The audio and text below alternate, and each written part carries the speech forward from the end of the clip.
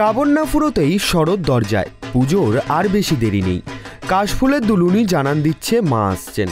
রাজ্যের বিভিন্ন প্রান্তের কুমোরটুলিগুলিতে চলছে প্রস্তুতি। প্রতিমা শিল্পীদের এখন নিঃশ্বাস নেওয়ারও ফুরসত নেই। কে বলবে দেবীর বোধনে বাকি আর মাত্র কটা দিন। গুনতে গুনতে হাতে আর মাত্র 37টা দিন বাকি। তারপরেই ষষ্ঠীতে বোধনতলায় বেজে উঠবে ঢাক। একদিকে আকাশে গনগনে রোদ, অন্যদিকে মাঝে মধ্যেই বৃষ্টিও হচ্ছে। এই পরিস্থিতিতে বৃষ্টির ভয়ে কুমোরপাড়ার সাবধানী মৃৎশিল্পীরা প্লাস্টিকের আড়ালে দিনরাত এক করে খেটে চলেছেন। ইংরেজি বছর পড়তেই বিদেশে পাড়ি দেওয়া শুরু করেছিল প্রতিমা। এখন তা প্রায় শেষের পথে। দেশের পাশাপাশি বিদেশেও এবার থিমের প্রতিমার প্রবল চাহিদা।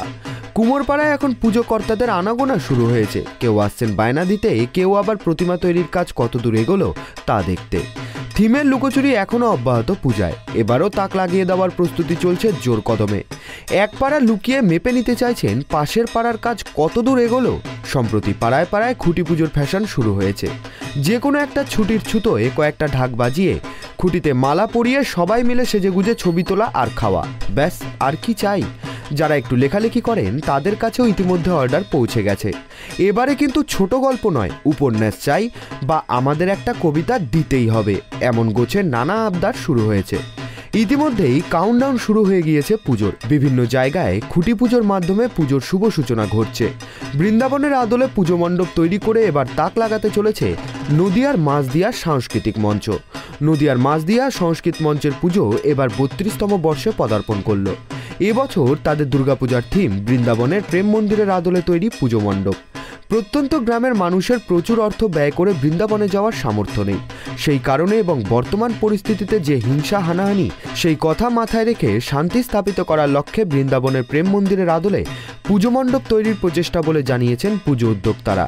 এই অপরূপ মন্দির এবং পুজোর বাজেট প্রায় 25 লক্ষ টাকা বলে জানানো হয়েছে পুজো উদ্যোক্তাদের তরফে।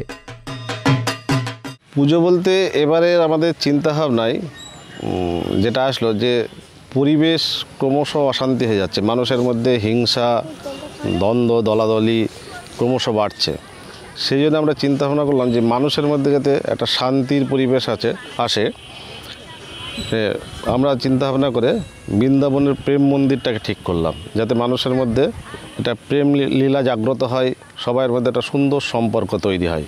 সেই উদ্দেশ্য নিয়েই আমরা এই প্যান্ডেলটা এবার স্থির করেছি। শুরু হয়ে গিয়েছে কাউন্টডাউন। এখন শুধু অপেক্ষা আগমনীর আগমনের।